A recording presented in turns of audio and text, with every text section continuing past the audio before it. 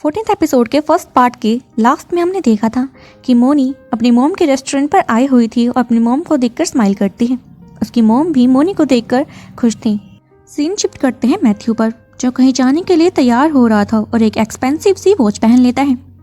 फिर हम पता लगता है कि वो तो एक पार्टी में आया हुआ था और वो एग्जीबिशन पार्टी थी सुंगशन कंपनी के डायरेक्टर सैम की, और वहाँ पर मिस बॉन्ग की हेल्प से उसके सारे साथी भी पहुँच चुके थे। बाहर एक वैन में धोयुक बैठा हुआ था जो उन सभी को बाहर से मॉनिटर कर रहा था। तो यहाँ पर मिस बॉन्ग अपने सारे साथियों को सैम से इंट्रोड्यूस करवाती है। लास्ट में वो मैथ्यू से जाकर मिलती है और कह रही थी कि आज तो मेरा भाई यानी कि चेयरमैन शिन यहाँ पर नहीं आने वाले। मैथ्यू बोलता है कि मुझे इससे कोई फर्क नहीं पड़ता, कभी ना कभी हम दोनों ने मिलना ही है। फिर सैम मैथ्यू के साथ फोटोज क्लिक करवाने लगी थी। तभी पार्टी में वो लेडी भी पहुंच जाती है जिसने के बारे में बुरा भला कहा था और के उसे देखकर गुस्सा करने लग जाता है। तभी जिन्मो सभी को ऑर्डर देता है कि प्लान के मुताबिक सभी काम पर लग जाओ। बाहर से धोयुक उन सभी की ये बातें सुन रहा था कि उनकी एक्टिविटीज प्लान के मुताबिक है या फिर नहीं। जिन्मो सभी को कह रहा था कि फालतू टाइम वेस्ट मत करो, हमने जल्दी ही इस काम को निपटाना है। चोगुन कहता है कि मुझे डर लग रहा है। चा बोलती है तुम तो कितने डरपोक हो।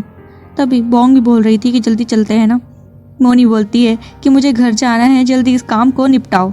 फिर यहाँ पर सैम को कॉल आई थी किसी की। सैम पूछती है कि तुम कौन हो, तो वो अपना नाम सैम सक्चू बताता है। सैम कहती है कि तुम कहाँ पर हो। वो बोलता है कि तुम्हारे ऊपर ये ब्लू कलर की ड्रेस तो काफ़ी सुंदर लग रही है। सैम समझ गई थी कि वो पार्टी में ही है और वो उसे कहती है कि तुम मेरे सामने आ जाओ। इतने में फ़ोन कट होता है और उसके सामने एक चीज़ पड़ी हुई थी जिसे देखकर वो कंफर्म हो चुकी थी। फिर यहाँ से सीधा वो कॉल शिन को लगाती है और बोल रही थी कि मेरी पार्टी में सैम सक्चू पहुँच चुका है। शिन बोलते हैं क्या तुम कंफर्म हो। वो बोलती है कि हाँ, वो कोरिया में ही है और इस वक्त मेरी पार्टी में है। वो मेरी पार्टी ख़राब कर देगा। अब के का तो पता नहीं। यहाँ पर सैम तो अपनी पार्टी खुद ही ख़राब कर रही थी। उसने सारी चीज़ें तोड़ दी थी और सबको बोल रही थी कि उसे जल्दी पकड़ लो, यहीं कहीं है। बोंग उसके पास आकर पूछती है कि तुम किसकी बात कर रहे हो, किसे पकड़ना है। तो वो उसे बता देती है कि सैम सक्चू मिस्टर शिन का बेटा यहाँ पर मौजूद है। वो सभी डर जाते हैं कि के यहाँ पर मौजूद है। उनकी फटके 4 हो चुकी थी, लेकिन अब वो कुछ नहीं कर सकते थे। उन्हें ऑर्डर मिल चुका था प्लान को एग्जीक्यूट करने के लिए। तभी हम एक आदमी को देखते हैं जो सिक्योरिटी रूम में जाकर सभी को बेहोश कर देता है और सारे कैमरास भी ऑफ कर दिए थे। उसने सेम शर्ट धोयुक जैसी पहन रखी थी। हमें आगे पता चलेगा कि आखिरकार ये है कौन। फिर हम उसी लेडी को देखते हैं जो वहाँ से जाने लगी थी और तभी हमें रिवील कर दिया जाता है कि वो शर्ट पहने हुए तो मैथ्यू है यानी कि के उस लेडी को रोककर बोलता है कि आप पार्टी से इतनी जल्दी क्यों जा रही हैं। वो उसके साथ गप्पे सी मारने लगा था। वो लेडी बोलती है कि क्या मैं तुम्हें जानती हूँ, तुम मुझसे इतने अच्छे से बात कैसे कर रहे हो। मैथ्यू बोलता है कि आपको कौन नहीं जानता। फिर वो उससे वीआईपी रूम का पता पूछने लगा था। तो वो लेडी बोलती है कि मेरे और चेयरमैन शिन के अलावा वहाँ पर कोई नहीं जा सकता, तुम्हें किसने वहाँ जाने के लिए कह दिया। मैथ्यू हंसकर उसे पुश कर देता है जिसके कारण उसकी मौत हो गई थी। मैथ्यू बोलता है कि कितना मज़ा आता है ना फेक लोगों से मरने में। फिर हम राही के पूरे ग्रुप को देखते हैं जो काफ़ी डरा हुआ था और उनकी बातें सुनकर बेचारा धोयुक भी बाहर बैठा हुआ घबरा जाता है मैथ्यू के लिए, क्योंकि के उस पार्टी में मौजूद था और मैथ्यू भी अंदर अकेला है। यहाँ पर चोगुन जिन्मो से कहता है कि तुम्हें इस मिशन को यहीं रोकना होगा और जल्दी से मैथ्यू को रिपोर्ट कर दो कि के यहाँ पर पहुँच चुका है। धोयुक भी यहाँ पर कंटिन्यू मैथ्यू को कॉल लगा रहा था, लेकिन मैथ्यू तो उसकी कॉल पिक ही नहीं करता। धोयुक भी अपने हाथ से ये मौका नहीं छोड़ना चाहता था के को पकड़ने का। वापस हम उन सभी नमूनों को देखते हैं जो जिन्मो के कहने पर अब प्लान को आगे बढ़ाने लगे थे और मिसेस बॉन्ग उन्हें वीआईपी रूम तक सेफली पहुंचा देती है। अंदर लेजर लाइट को बंद करते समय वो अपने करतब दिखा रही थी। उसे देखकर वो सभी हैरान थे। फिर वो सभी अपने अपने कामों में लग जाते हैं। उन्होंने सारी ओरिजिनल पेंटिंग्स को वहाँ से उठा लिया था और बाहर तक सेफली ले आए थे। अब राही यहाँ पर नोटिस करती है कि गाड़ी में तो धोयुक है ही नहीं, पक्का कुछ ना कुछ तो गड़बड़ जरूर है। चा भी डर गई थी कि पक्का यहाँ पर कुछ ना कुछ तो हुआ है।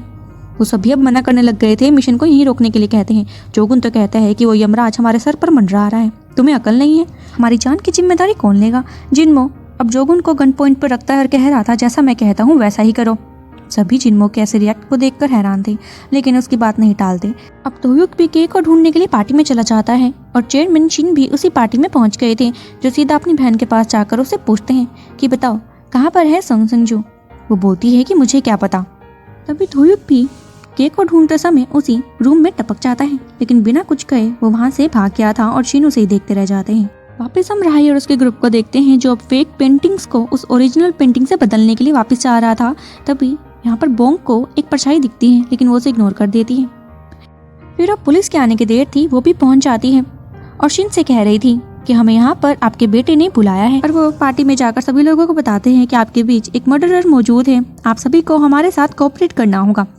तभी वापस हम राही और उसके ग्रुप को देखते हैं, जो जैसे ही उस वीआईपी रूम तक पहुंचते हैं उन्हें वहाँ पर एक लाश दिख जाती है और ये लाश उसी लेडी की थी, जिसे देखकर राही मोनी सब चिल्लाने लग जाते हैं और वहाँ से भागने लगे थे। लेकिन वीआईपी रूम का दरवाजा तो जैसे लॉक हो गया था, उनसे खुल ही नहीं रहा था। तो राही चिल्लाकर कहती है कि चोरी तक तो ठीक था, अगर हम मर्डर केस में फंस गए तो ये बहुत ही बुरा होगा। चा बोलती है कि जल्दी से धुयुक को हेल्प के लिए बुलाओ। वो सभी धुयुक को आवाज़ लगा रहे थे, लेकिन आगे से कोई रिप्लाई नहीं करता। जिन्मो बोलता है कि ये सब छोड़ो, हमें अभी यहाँ से अपनी जान बचानी होगी, इसलिए वो भागकर दूसरे डोर से अंदर जाने लगते हैं। तभी जिन्मो रुक जाता है और पीछे की तरफ देखते हैं, वहाँ पर तो मैथ्यू खड़ा हुआ था, जो हर पल उन पर नजर रख रहा था और जिन्मो भी मैथ्यू के इस प्लान में शामिल था। मैथ्यू जिन्मो से कहता है कि तुमने तो बहुत ही अच्छा काम किया, एक काम और है तुम्हारे लिए, मेरा मेन टारगेट तो धुयुक है। तभी हम धुयुक को उसी पार्टी में देखते हैं जो अभी तक के को ढूंढ रहा था। तभी उसकी नजर एक आदमी पर पड़ती है जिसने कि उसके जैसे ही कपड़े पहने हुए थे और उसका पीछा भी करता है। बाथरूम में जाकर उसे वहाँ पर एक वॉच लटकी हुई दिखती है, जिससे वो अपने पास रख लेता है। फिर वहाँ पर एक अनाउंसमेंट हुई थी कि जल्दी से सुंगचुन गैलरी में पहुंचो, क्योंकि वहाँ पर एक डेड बॉडी मिली है। शिन तो यहाँ पर धुयुक को घूरने लगे थे, क्योंकि उनका शक धुयुक पर जा रहा था कि कहीं इसी ने ही तो ये सब कुछ नहीं किया है। शिन जैसे ही उस गैलरी में पहुंचते हैं, उस डेड बॉडी को देखकर वो हैरान हो गए थे, क्योंकि उनकी वाइफ की मौत भी कुछ ऐसे ही हुई थी। उस पर भी ऐसे ही रेड कलर का कपड़ा पड़ा हुआ था। वहीं कुछ दूर एक नोट भी के ने छोड़ा था, जिसमें कि लिखा था कि पापा, क्या आपको उस दिन का वो सीन याद नहीं आ रहा है इसे देखकर? तभी शिन उस दिन के केस को याद करने लगता है कि जब उसकी बीवी की मौत हुई थी तो उसने उस दिन उस कातिल को देख लिया था और वो और कोई नहीं के ही था। उसने के से पूछा कि तुमने ऐसा क्यों किया, क्या तुम्ही ने ये सब किया है? उसके हाथों पे खून देखकर वो कंफर्म हो गए थे और वो उससे गुस्से में कहते हैं कि तुम्हारे ऐसे करने की हिम्मत भी कैसे हुई। के बोलता है कि डैड, मोम मेरे बारे में गलत बातें कर रही थी, वो मुझे कह रही थी कि मैं फेक हूँ, जबकि मैं तो ऐसा हूँ ही नहीं। और वो हंसते हुए वहाँ से चला जाता है। उस दिन शिन को रियलाइज हुआ कि के इंसान के भेस में एक मॉन्स्टर है। हम फिर से पार्टी में देखते हैं जहाँ पर पुलिस इन्वेस्टिगेट करने लगी थी कि उसका मर्डर किसने किया है। वहीं धुयुक सोच में पड़ जाता है कि आखिरकार मैथ्यू ने मुझे कपड़े क्यों दिए। वैसे ही सेम कपड़े क्योंकि मैथ्यू ने भी पहने हुए थे और ये उसी की चाल थी ताकि धुयुक को वो मर्डर केस में फंसा सके। और होता भी ऐसा ही है। पुलिस वाले धुयुक के पास आ गए थे। धुयुक बोलता है कि मैंने कुछ नहीं किया। तभी पुलिस के हाथ में वो वॉच लगती है जिसमें कि खून लगा हुआ था और ये बात जिन्मो कंफर्म कर देते हैं। धुयुक तो उसके मुंह की तरफ देख रहा था, किसे तो मैं छोड़ूंगा नहीं। अब पुलिस वालों का क्या था, वो धुयुक को पकड़ कर यहाँ से ले जा लेते हैं। अब इन्वेस्टिगेशन चल रही होती है और पुलिस वाले धुयुक से पूछ रहे थे कि तुमने ऐसा क्यों किया, तुमने सिंगचू का साथ क्यों दिया, तुम्हारा वो क्या लगता है? धुयुक बोलता है कि मैं भला उसका साथ क्यों दूंगा, उसने तो मेरी पूरी फैमिली को मार दिया, मैं तो सिर्फ उसे मारना चाहता हूँ। पुलिस वाले कहते हैं कि तुम झूठ कह रहे हो, हमारे पास तुम्हारे खिलाफ काफी सबूत हैं। अब धुयुक यहाँ पर उन्हें मैथ्यू को कॉल करने के लिए कह रहा था। पुलिस वाले उसके कहने पर कॉल तो लगा देते हैं, लेकिन आगे से मैथ्यू तो कॉल उठा ही नहीं रहा था, वो उसे इग्नोर करता है। फिर हम मिस्टर शिन को देखते हैं जो वही न्यूज़ देख रहे थे और उन्हें पता लग जाता है कि अब सुंगचुन ग्रुप खतरे में पड़ गया है और ये सारी बात मिस्टर ग्यू के साथ कर रहे थे। ग्यू यहाँ से सीधा ये बात है के को बताता है। के तो ये सुनकर काफ़ी खुश हो रहा था। ग्यू से पूछते हैं कि धुयुक के साथ क्या करना है। के बोलता है कि उसे ऐसे ही रहने दो। शायद मिस्टर ग्यू को भी पता है कि धुयुक ही चेयरमैन शिन का असली बेटा है। अब यहाँ पर के ने फर्स्ट टाइम मिस्टर ग्यू को फादर कहकर पुकारा था। मिस्टर ग्यू कहते हैं कि मैं सिर्फ एक सेक्रेटरी हूँ, उसके अलावा कुछ भी नहीं। अब के गुस्से में बोलता है कि टाइम आ गया है सुंगचुन ग्रुप के चेयरमैन मिस्टर शिन से मिलने का। और अगले ही सीन में दिखाया जाता है कि के अब सुंगचुन ग्रुप में पहुंच चुका था और उसका वहाँ पर सभी लोग काफ़ी अच्छे से वेलकम भी करते हैं। फिर वो मिस्टर शिन के कैबिन में पहुंचकर बोलता है कि मैंने सुना आप मुझसे मिलना चाहते हो।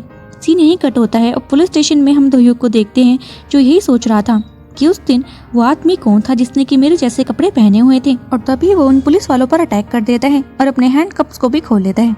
फिर वो भागकर बाहर की तरफ आया था जहाँ पर उसे बाइक दिख जाती है और वो पुलिस वालों से भागने लगा था।